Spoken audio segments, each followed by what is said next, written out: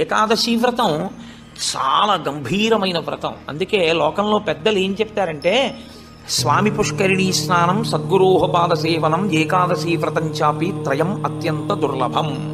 ఈ మూడు చెయ్యలేరు అని చెప్తారు.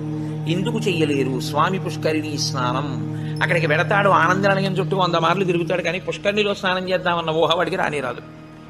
సద్గురోహ పాదసేవనం, సద్గురువు పాదములు పట్టుకునే అవకాశం ఇవ్వడు. ఎందుకు ఇవ్వడు? ఒక్కటే కారణం, నాకు అసలు కాళ్ళ నొప్పులే ఉండవంటాడు. ఆయన అసలు కాళ్ళు పట్టించుకోవడం ఆయన జన్మాంతరంలో ఆయన చేయడు. కాబట్టి అసలు గురువుగారి కాళ్ళు బట్టి అదృష్టం నీకు ఎప్పుడు వస్తుంది? నువ్వు ఆయన కాళ్ళు నెప్పిడితే కదా నువ్వు వెళ్ళి పట్టుకోవడానికి. కాబట్టి ఆయన కాళ్ళు పట్టుకునే అదృష్టం ఉండదు. సద్గురోహ పాదసేవనం. ఏకాదశి వ్రతం చాపి, ఏకాదశి వ్రతము చెయ్యలేడు. ఎందుకు చెయ్యలేడో తెలుసా అండి? మీరు అంగీకరించినా అంగీకరించకపోయినా శాస్త్రీయమైన, వేదప్రోక్తమైన, ఋషిప్రోక్తమైన ఒక పెద్ద రహస్యాన్ని మీకు ఇప్పుడు చెప్తా. ఏకాదశి వ్రతం ఎందుకు కష్టం? మీ అబ్బాయికి ఉద్యోగం వస్తుంది, సత్యనారాయణ వ్రతం చెయ్యి, చేస్తాడు. మీ అమ్మాయికి పెళ్ళి అవుతుంది, ఈ వ్రతం చెయ్యి, చేస్తారు. నువ్వు చచ్చిపోయేటప్పుడు ఈశ్వరుడు గుర్తొస్తాడు, చచ్చిపోయేటప్పుడు ఎలా ఉంటుందో అలా ఊహించుకుని వ్రతం చెయ్యి అంటే ఇప్పుడు వద్దులేని తర్వాత చేస్తానండి కదండి. ఏకాదశి వ్రతం నిజానికి అంతే. ఏకాదశి వ్రతం ఎందుకు చేయిస్తారో తెలుసా అండి? ఉపవాసం, అన్నం తినకూడదు. అన్నం తినకపోవడం కాదు, అన్నాన్ని పచనం చెయ్యడానికి కావలసిన సంభారములను స్పృశించి పచన ప్రయత్నమునందు నిమగ్నము కాకూడదు. అంటే ఏకాదశి నాడు ఉపవాసం ఉండి ద్వాదశి నాడు కాకరకాయ పులుసు పెట్టి వండుకుందామా, వేపుడు చేసుకుందామా అని ఆలోచించకూడదు. ద్వాదశి పాలన కోసం ఏకాదశి నాడు కాయగూరలు తరుక్కోకూడదు. ద్వాదశి నాటికి పనికొస్తుందని ఇవాళ పప్పు నానపోయకూడదు. అంటే అసలు మీ శరీరమును పోషించుకోవడానికి కావలసిన ఏ పనిని ఏకాదశి నాడు చేయకూడదు. మరి ఇంక ఏకాదశి నాడు ఏం చేయాలి? అసలు చాలా నిష్కర్షగా మాట్లాడితే నిర్జలోపవాసం, ముక్కోటి ఏకాదశి. నీటిని త్రాగకూడదు, ఉమ్ము మింగకూడదు. ఈ నిర్జలోపవాసం ఎందుకు చేయిస్తారో తెలుసా అండి? మనుష్యులలో 199 మంది తెలిసే వెళ్ళిపోతారు. అకస్మాత్తుగా అనాయాసంగా వెళ్ళడం మహాదృష్టవంతులకి తప్ప జరగదు. సాధారణంగా 199 మంది వెళ్ళే మార్గం ఏమిటంటే, రెండిటిని ఎండగట్టి పంపుతారు. ఒకటి నీరివ్వరు, 2 అన్నం పెట్టరు. ఎందుకని అంటారేమో, తీసుకెళ్ళి ఎక్కడ పడుకోబెడతారు ఇంటెన్సివ్ కేర్ యూనిట్లో. వాడి కర్మ అంతా ఎక్కడొస్తుందంటే ఇక్కడ ఒక గొట్టం పెడతారు, ఇందులోంచి ఏం పోయిరు, ఇందులోంచి ఎక్కిస్తారు. దీంతో ఏం తాకూడదండి అంటారు, దీంతో ఏమీ తినకూడదండి అంటారు. ఇందులోంచి వెళ్ళిందే ఆహారం, ఇందులోంచి వెళ్ళిందే పానీయం. ఫోన్లేండి, ఇప్పుడు మాకు వచ్చిన నష్టం ఏమిటి, ఏదో ఒకటి ఎక్కుతుందిగా చచ్చిపోంగా అంటారేమో. ఓ 8 బెడ్స్ వేస్తారు అక్కడ. అకస్మాత్తుగా వీడికి పెటిడ్రిన్ ఇంజెక్షన్ ఇచ్చి వీడు పడుకుని ఉంటే 11ంటికి గొళ్ళుమని ఏడుపు వినపడుతుంది. 3వ బెడ్ మీద వాడిని స్ట్రెచ్చర్ మీద బయటికి తీసుకెళ్ళిపోతుంటాడు.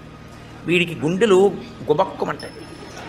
11 మంచాలు ఉండేవి, 3వ మంచం వాడు వెళ్ళిపోయాడు. వీడు 8వ మంచం వాడు అయితే పర్వాలేదు, వీడు 1, 2 అయ్యాడు అనుకోండి. వీడి కర్మే. నేను చూశానండి, నేను యథార్థంగా చూశాను ఒక హాస్పిటల్లో. నేను దీన్ని ఏమి హాస్యంగా చెప్తున్నానని మీరు అనుకోకండి. 3 మంచాలలో మధ్య మంచం ఆయన వెళ్ళిపోయాడు. నేను చూస్తున్నా, ఎవరో కాదు మా బంధువే. ఏడుస్తుంటే డాక్టర్లు అన్నారు, అమ్మ ఇక్కడ ఏడవకూడదు, నిశ్శబ్దంగా తీసుకెళ్ళి బయట ఏడవండి అన్నారు. ఎందుకంటే వాళ్ళు వెళ్ళిపోతారు, గట్టిగా ఏడిస్తే ఏడవకూడదు అన్నారు. నిజమే అది. వాళ్ళు అప్పటికే, నేను విడిపోయిన వాడిని చూడలేదు, 1, 3 మంచాల వాళ్ళని చూస్తున్నాను. వాళ్ళు వీడు వెళ్ళిన మార్గం మూసుకుపోవుగాక అని వాళ్ళిద్దరు అలా చూస్తున్నారు. వీడు అదే వ్యాధితో జాయిన్ అయిన వాడికి ఎంత భయంగా ఉంటుందండి. గబాలను గోనుగూడలో బారేసి దగ్గర చేసి పట్టుకెళ్ళిపోతున్నారు బయటికి. పట్టుకెళ్ళిపోతుంటే ఆ బయటికి తీసుకెళ్ళిన తర్వాత ఇలా కిటికీలోంచి చూస్తే ఏం చేస్తున్నారో అన్నీ కనపడుతున్నాయి. కనపడుతుంటే వీడికి ఎలా ఉంటుంది, వీడి పరిస్థితి ఎలా ఉంటుంది? నాన్న రామకృష్ణ అనుకో ఇప్పుడు, అంటే నీ మొహం ఇట్లా ఎక్కడంటానంట. తినలేడు, తాగలేడు, బయటికి వెళ్ళలేడు. తింటే తప్ప, తాగితే తప్ప నిద్ర పట్టడం అలవాటుగా చేసుకుని ఉన్నవాడు. కడుపు నిండా తింటే కనుపడిపోతుంది. అందుకని రాత్రి అయ్యేటప్పటికి బాగా తినేసి పడుకోవడం, నిద్రైపోవడం, మళ్ళీ లేవడం, మళ్ళీ తింటూ ఉండడం, ఇది అలవాటు అయిపోయింది చాలా కాలంగా. ఇప్పుడు కాదు, కోట్ల జన్మలుగా జీవుడు అలవాటు చేసుకున్నాడు దీన్ని. ఇప్పుడు తినకుండా, తాగకుండా ఈశ్వరుణ్ణి నామం కూడా చెప్పు, ఇంతకన్నా క్లేశం ఇంకోటి ఏముంటుందండి? తినద్దంటే క్లేశం, తాగద్దంటే క్లేశం. పోనీ తినద్దు తాగండవు, తాగద్దు తినండం, తినద్దు తాగద్దని ఊరుకోడు భగవన్నామని చెప్పమంటాడు. తినద్దనేటప్పటికే ఏమవుతుందంటే ఏకాదశి నాడు ఉపవాసం చేయండి అన్నాను అనుకోండి, ఇంకో దోషి ఇవాళ తినేద్దాం అంటే రేపంతా ఉపవాసం అంటే. కాబట్టి తినద్దు అంటే భయం, తాగద్దు అంటే భయం. తినద్దు తాగద్దు అని ఊరుకోరు. భగవన్నామని చెప్పేటప్పుడు మనసును అలా ఈశ్వరుడు యందు నిలబెట్టు అంటారు. ఇప్పుడు ఈ మూడు సాధించడం మీ పిల్లల కోసం కాదు, మీ భర్త కోసం కాదు, భార్య కోసం కాదు, ఎవరి కోసం? ఎవరికి వారి కోసం. ప్రతి పక్షంలోనూ ఒకసారి ఈ ఎక్సర్సైజ్ చేస్తే, ఈ వ్యాయామం చేస్తే, రిహార్సల్ అని ఒకటి ఉంటుంది. అంటే చూడండి, ఒక నృత్య ప్రదర్శన చేసేవాళ్ళు 10 మాటలు బయట వేసుకుంటారు ఒకసారి, ఇలా వేద్దాం ఇలా వేద్దాం, దాన్ని తీసుకొచ్చి చిట్ట చివర ఒకసారి రంగస్థలం మీద వేసేస్తారు. అలాగే ప్రతి పక్షంలోనూ ఒకసారి రిహార్సల్ వేస్తాడు, వెళ్ళిపోయేటటువంటి పద్ధతిని ఊహ చేస్తాడు. ఏమీ తినడం, ఏమీ తాగడం, ఈశ్వరుణ్ణే స్మరిస్తూ ఉంటాడు. ఇప్పుడు ఇది క్లేశపడిపోతూ ఉంటుంది, మనసుని మాత్రం ఈశ్వరుని ఎందే పెట్టుంచుతాడు. ఇది బాగా అలవాటైపోయింది. ఆ రోజు వచ్చేసింది, తినకూడదు తాగకూడదు, ఈశ్వరుడి మీద మనసు పెట్టాలి, అభ్యాసం కూసు విద్య కదూ, నిలబెట్టేస్తాడు. నిలబెట్టేస్తే ఏమయ్యాడు? ఆఖరి ఊపిరిలో కూడా ఆయన పేరు చెప్తూ వెళ్ళిపోతాడు. మరి డాక్టర్లు ఉన్నారు కదండి మీరు అనొచ్చు, 1,000,000 మంది వైద్యులు కూడి వచ్చినా కానీ మరణమయ్యేది వ్యాధి మాన్పలేరు. చచ్చిపోయే వాళ్ళందరూ డాక్టర్లు లేక చచ్చిపోయారు అనుకోకండి. ఈశ్వరుడు ఆయుర్దాయం ఇవ్వాలనుకుంటే డాక్టర్ రూపంలో అనుగ్రహించగలడు అంతే, ఈశ్వరుడు ఇచ్చినవాడు. కాబట్టి ఏకాదశి వ్రతానికి ఉన్న ప్రధాన ప్రయోజనమేమి? అది మృత్యువుని వచ్చినప్పుడు ఎలా ఉంటుందో తత్సంబంధమైనటువంటి తర్ఫీదు మనసుకు ఇచ్చుట. అందుకే ఏ వ్రతానికి చెప్పండి ఏకాదశి వ్రతం చాపి త్రయం అత్యంత దుర్లభం అని ఎందుకంటారో తెలుసా అండి? అసలు నువ్వు అలా ఊహ చేస్తూ కూర్చుని సిద్ధంగా ఉండడం 1/2 గంట చెయ్యలేవు. మామూలు ఏకాదశి నాడు మీరు ఉపవాసం చేసేటప్పుడు పండు కాని, కాయ కాని, అథవా కాసిన పాలు కాని తాగితే ఉపద్రవం ఏం రాదు, దానికి దోషం పట్టదు శాస్త్రం. ఎందుకంటే శాస్త్రం ఉపవాసం మీద చర్చ చేస్తుంది. ఉపనిషత్తుల్లో విషయం ఉంది, వేదంలో ఆ విషయం ఉంది. ఎప్పుడెప్పుడు ఉపవాసం ఎలా చెయ్యాలి అన్నది ఉంది. ఆదివారం నాడు కానీ, పౌర్ణమి నాడు కానీ, అమావాస్య నాడు కానీ రాత్రి ఉపవాసం మాత్రమే చెయ్యాలి, పగటిపూట ఉపవాసం చేయకూడదు. ఆదివారం నాడు రాత్రి ఏమీ తినకూడదు, పౌర్ణమి నాడు రాత్రి ఏమీ తినకూడదు, అమావాస్య నాడు రాత్రి ఏమీ తినకూడదు. ఆ ఉపవాస నియమం అక్కడ వరకే. పగటిపూట మీరు భోజనం చేసినా పలహారం చేసినా శాస్త్రం అడ్డు రాదు. సాధారణంగా శాస్త్రం ఏం చెప్తుందంటే 2 పర్యాయములు తీసుకోమని చెప్తుంది. 2 పర్యాయములు తీసుకోవచ్చు, కానీ ఇక రాత్రి వేళ తినకూడదు. అష్టమి తిథి, చతుర్దశి తిథి, ఈ 2 తిథుల్లో పగటి వేళ తినకూడదు, రాత్రి వేళ తినాలి. పగటి వేళ ఏమీ తినకుండా ఊరుకుని నక్షత్ర దర్శనం అయిన తర్వాత మాత్రం భోజనం చేయొచ్చు. అది ఒక్క అష్టమి చతుర్దశి తిథులకు. కాబట్టి ఈ తిథులలో ఉపవాసాలకి, వారములలో ఆదివారం ఉపవాసాలకి, ఎందుకంటే వారాలు అన్ని యుగాల్లో లేవు, కలియుగంలోనే వారాలు. మీరు రామాయణాన్ని చూస్తే రామాయణంలో వారాలు ఉండవు. కాబట్టి వార నియమం ఎవరికి వచ్చిందంటే ఒక్క కలియుగంలోనే వచ్చింది. కలియుగంలో ఆదివారమే ఉపవాసం ఎందుకు పెట్టారో తెలుసా అండి? ఆరోగ్యం భాస్కరాది చేత్, ఆరోగ్యము సూర్యభగవానుడి యొక్క అనుగ్రహంతో నిలబడుతుంది. సూర్యభగవానుడు అధిదేవతగా కలిగినటువంటి రోజు, ఆయన యొక్క తేజస్సు ఎక్కువగా పరిపుష్టమయ్యే రోజు భానువారము, ఆదివారం. అటువంటి సూర్యభగవానుడి యొక్క అనుగ్రహం కలగాలి అంటే ఆదివారం నాడు ఉపవసించాలి. ఉపవసించుట అన్న మాటని మీరు ఎప్పుడు 2 కోణాల్లో అర్థం చేసుకోవాలి. 2 కోణాల్లో అర్థం చేసుకోవడం అంటే కడుపు ఖాళీ అయిన తరువాత మళ్ళీ వేయకుండుట. శరీరానికి ఆరోగ్యం ఎప్పుడు డాక్టర్ దగ్గరికి వెళ్లకుండా ఉండడానికి 3 ఉన్నవాడు వెళ్ళడు అని ఆయుర్వేదం చెప్తుంది. ఎవరు వెళ్ళడు అంటే కడుపులో వేసిన పదార్థమంతా ఖాళీ అయ్యే వరకు మళ్ళీ వెయ్యనివాడు. కడుపులో పదార్థం వేశారనుకోండి, అది పూర్తిగా పచనం అయిపోయి కడుపు ఖాళీ అయింది, అప్పటి వరకు వేయడు మళ్ళీ. అలా వెయ్యనివాడు ఎవడో వాడు వైద్య దర్శనం చెయ్యడు. ఎడం పక్కకి తిరిగి ఎడమ చేతిని తల కింద పెట్టుకుని గుండెలు పరుపుకో బొంతకో తగిలేట్టుగా పడుకున్నవాడు వైద్యుణ్ణి చూడడు. 3, ప్రతిరోజు రాత్రి తాంబూల చర్వణం చేస్తూ కొంచెం సేపు నడిచి పడుకునేవాడు వైద్యుణ్ణి చూడడు. ఈ 3 పూర్ణారోగ్యానికి ఆయుర్వేద శాస్త్రం విధించినటువంటి నియమాలు. అందుకని అలాగే పడుకోవాలి. అందుకే మీరు ఎప్పుడైనా మహాత్ములు పడుకోవడం చూస్తే ఎప్పుడు ఎడం పక్కకే పడుకుంటారు. కారణం ఏంటంటే ఎడం పక్క పడుకోవడం ఆరోగ్యాన్ని ఇచ్చేస్తుంది, వైటల్ ఆర్గాన్స్ అన్నింటినీ సేఫ్ గార్డ్ చేస్తుంది. నేను ఒకసారి డాక్టర్ని అడిగి అది ఏంటంటే అలా ఉంది ఆయుర్వేదంలోని, నిజమేనండి అలాగే పడుకోవాలన్నారు. అంతేనండి, మేమైనా అలాగే చెప్తాం. ఎడం పక్కకి తిరిగి పడుకుంటే చాలా మంచిది కోటేశ్వరరావు అన్నాడు. కాబట్టి నేను పురాణాల్లో ఉన్న ఎన్నో విషయాలు డాక్టర్ గారిని అడుగుతుంటే వాళ్ళు నిజమేనండి ఇవన్నీ అంటుంటారు. నేను శరత్కాలంలో అమ్మవారి పూజ ఎందుకు చేస్తారు అన్నదాని గురించి దేవి భాగవతంలో ఉన్న విషయాల్ని కొన్నింటిని ఒకసారి ఒక డాక్టర్ గారిని అడిగితే ఆయన నాకు తెల్లబోయే రహస్యాలు చెప్పాడు. మీరు చెప్పినవే హ్యూమన్ ఎనాటమీలోకి మార్చి చెప్తే మాకేం చెప్తారంటే, చలికాలంలో తమంత తాముగా నాడులన్నీ కూడా సన్నబడిపోతాయి చలిగాలికి. కొవ్వు చిన్న చిన్న చిన్న చిన్న చిన్న చిన్న గింజల్లా ఉండి పరిగెడుతుంటుంది రక్తంలో. ఎప్పుడైతే నాడులు ఇలా రక్తనాళాలు సంకోచించాయో అది వెళ్ళి ఆగుతుంది. వెనక నుంచి వస్తున్నది వచ్చి దాన్ని తగులుకుని ఆగుతుంది. గసగసాలు ఒకదాన్నొకటి తగులుకున్నట్టుగా తగులుకుని ముద్ద కట్టి ఆగుతుంది. రక్త ప్రవాహం ఆగిపోయి స్ట్రోక్స్ వస్తాయి.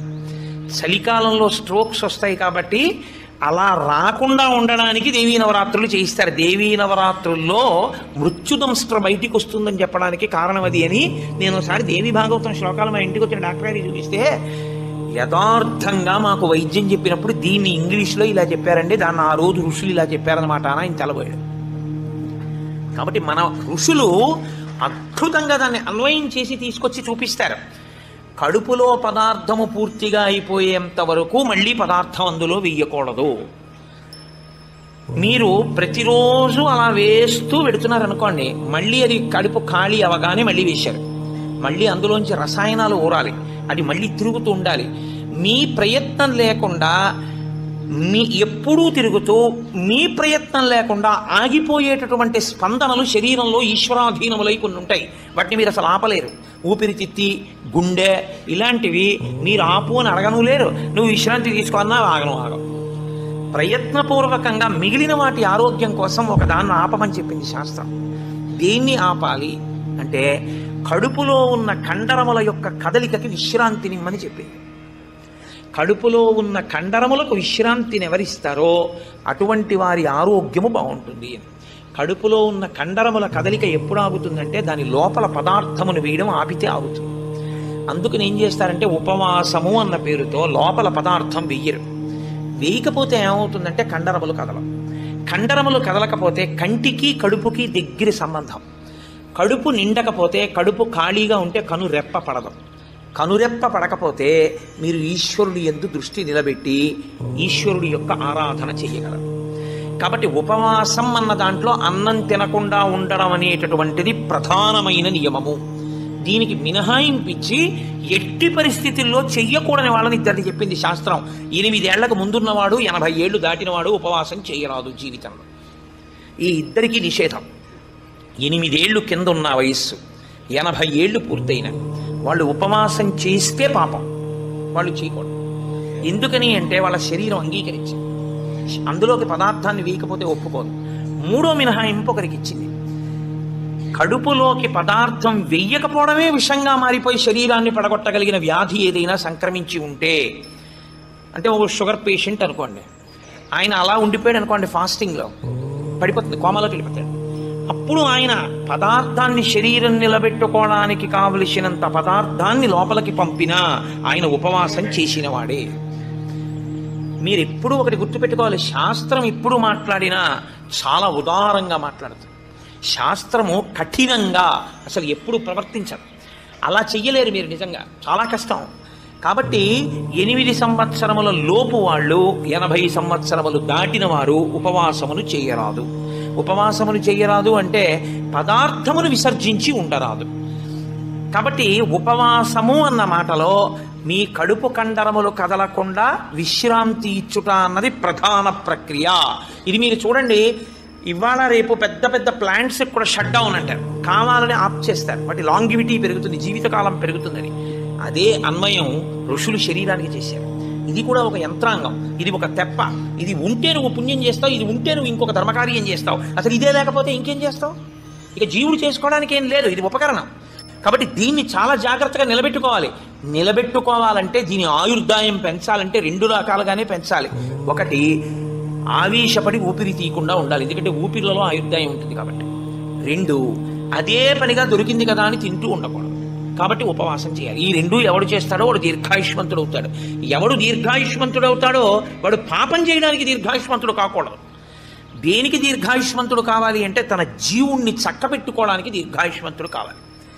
అలా చేసేటటువంటి ప్రక్రియలో వచ్చిన అద్భుతమైనటువంటి తిథి ఏకాదశి. ఏకాదశి నాడు సర్వేషాం భోజనద్వయం అన్నారు. అది చాలా విచిత్రమైనటువంటి మాట. నాడు నువ్వు చెయ్యవలసినది ఏదో తెలుసా? సర్వేషాం భోజనద్వయం. ఈ శ్లోకం చాలా చమత్కారమైనటువంటి శ్లోకము. అందరూ కూడా భోజనద్వయం, 2 మాటలు భోజనం చేయండి. అదేమిటండి, సర్వేషాం భోజనద్వయం అయితే ఉపవాసం ఎక్కడుంది అందులో? మరి ఇప్పటిదాకా మమ్మల్ని పట్టుకు పీకు తినేశావు, శరీరం చెరుక్కర్రన్నావు, దీన్ని నలిపేయాలన్నావు, దీన్ని క్లేశ పెట్టాలన్నావు, ఏకాదశి నాడు పెట్టకండి అన్నావు, ఉపవాసం చెయ్యండి అన్నావు, అలా 23 చేయకపోతే 30 ఏకాదశి అయినా చెయ్యన్నావు. ఇన్ని చెప్పిన వాడివి మళ్ళీ ఇప్పుడేమంటున్నావు? ఏకాదశ్యాంతు కర్తవ్యం సర్వేషాం భోజనద్వయం. కర్తవ్యం, తప్పకుండా చెయ్యవలసిన పని. ఏకాదశ్యాంతు, ఏకాదశి నాడు ఏమి?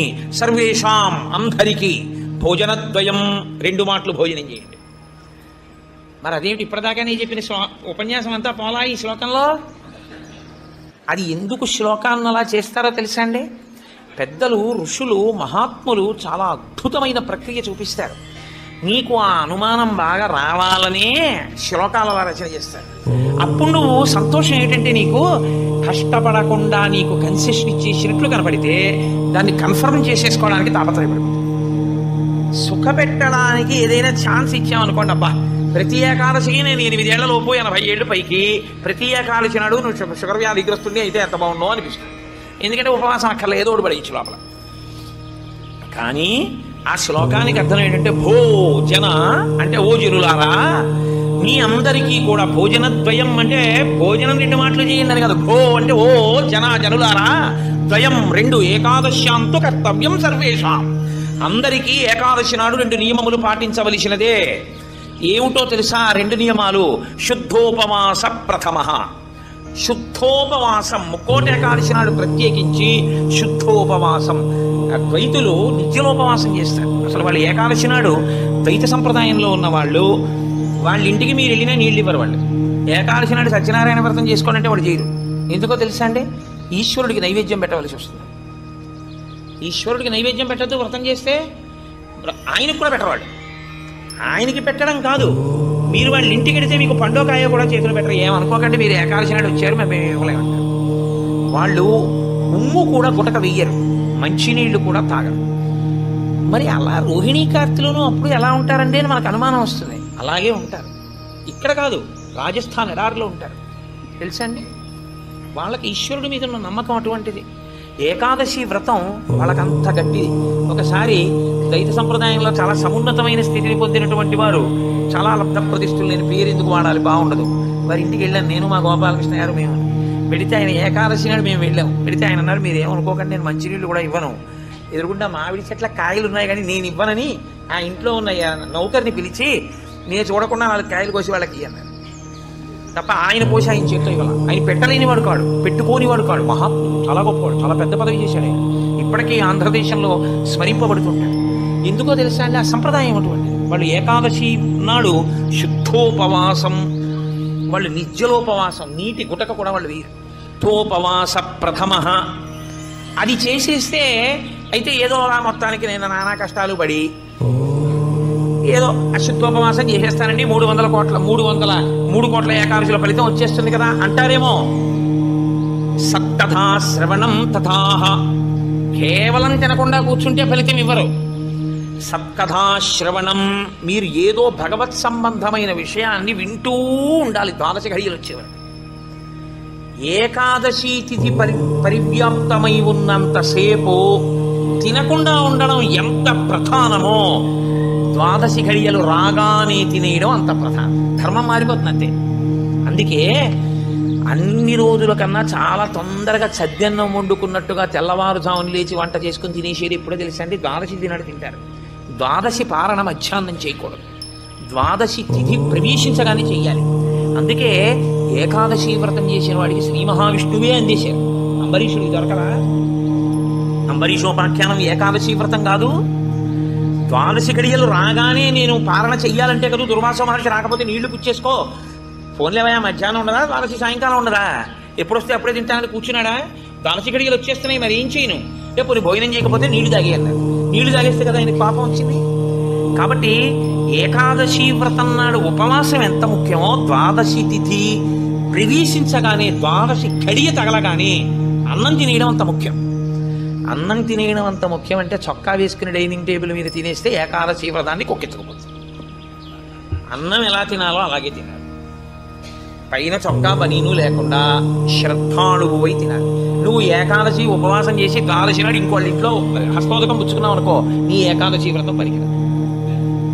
అది ఏ నిత్యము చిరించేటటువంటి వారు అటువంటి వారికి పనికి వస్తుంది. లేదా ఏదో మహత్తరమైన ప్రయోజనం కోసం తప్పక బయట ఉండవలసి వస్తే వేరు తప్ప, అసలు ఉపవాసం చేసిన వాడు తనింట తాను తినాలి.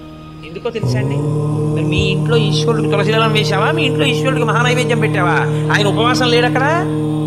ఆయనకి ఏది నైవేద్యం ఏది? నేను మా ఇంటికి తాళం వేసేసి ఇక్కడికి వచ్చి నేను ఇక్కడ ఉపవాసం ఏంటి? నేను ఇక్కడ ఉపవాసం చేశాను, బాగుంది. ద్వాదశి నాడు మహానైవేద్యం ఎవరికి పెట్టను? నా సింహాసనంలో స్వామి ఉన్నారా? నా సింహాసనంలో స్వామికి అర్చన ఉండాలా?